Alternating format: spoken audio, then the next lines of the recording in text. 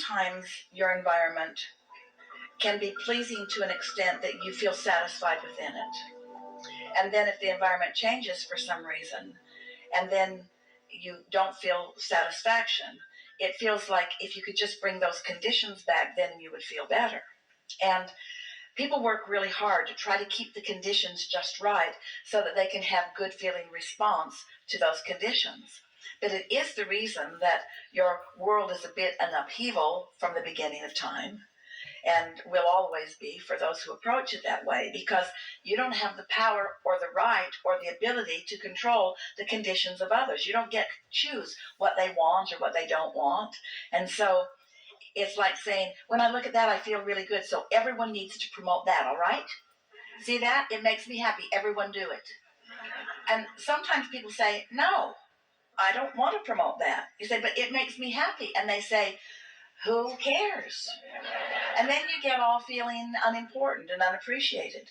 So I see this and I like it, so I feel better. And then I see that and I don't like it and I feel worse. So that needs to be more like that so I can feel better. And you just spend so much time trying to control the uncontrollable. And so there is such freedom in finally accepting that you can't control the conditions, but you can control what you focus upon, and you can control how you feel. And sometimes a complete reboot is of value. And don't think that we're talking about the reboot of starting over on your own. We don't mean that at all. We're talking about this complete reboot that meditation will give you.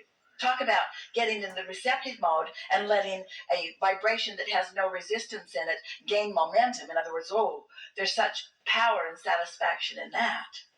So let's just take the subject of the specifics of what happened. And so what was it, if you had to describe with a word what your husband was proclaiming for himself, what would it be? I want freedom. And I don't want to be controlled by you.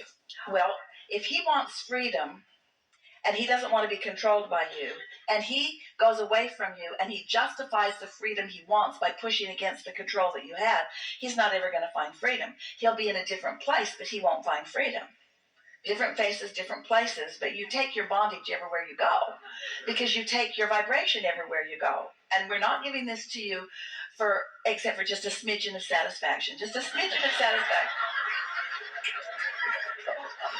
We don't want it to make you happy that he'll still be miserable. That's not the point of this, and we don't want you to take any delight in the fact that he's already discovered the error of his ways. That's not what this conversation is about either. But what it is about figuring out what unconditional love really is, figuring out what getting ready to be ready is. Because, you know, the two of you, as you were living your life together, you were having contrast. Everyone does, it's natural, and putting things into your vortex. Both of you were.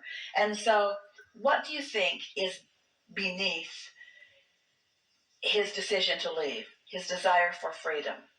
So that's about as base as it gets in the vortex. And you just heard us say that you were all born with this triad of intentions of freedom and growth and joy. And so freedom is at the basis of your desire too.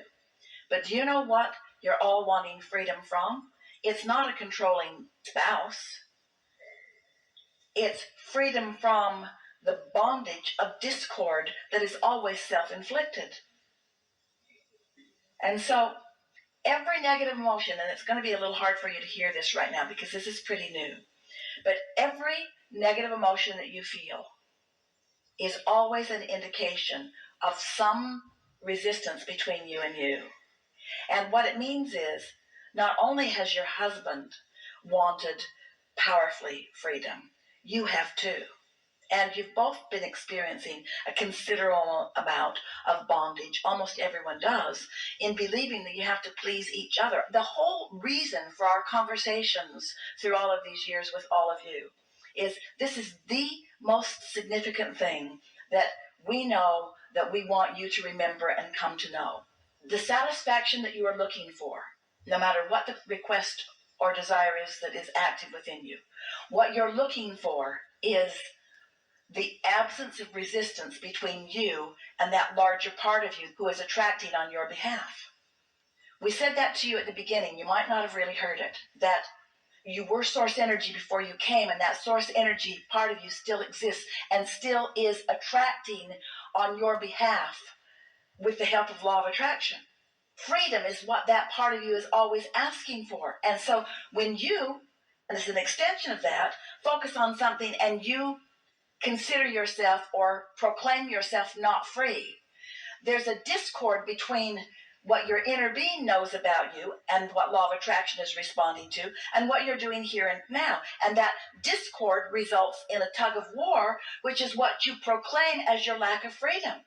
But it's not the lack of freedom that has you all wadded up. It's vibrational variance.